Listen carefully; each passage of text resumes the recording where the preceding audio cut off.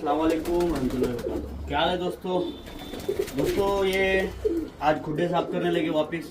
तकरीबन 20 दिन हो गया था, तकरीबन 20 दिन हो गए वापस के खुड्डे साफ करने लगे थे। तो मतलब चलो आप दोस्तों के साथ भी शेयर करूं। असल मकसद जो अपना है कबूतर बचाना मकसद है, तो वापस इसलिए तो मैं यही कहता हूं साफ़ सफाई पे ध्यान दीजिए।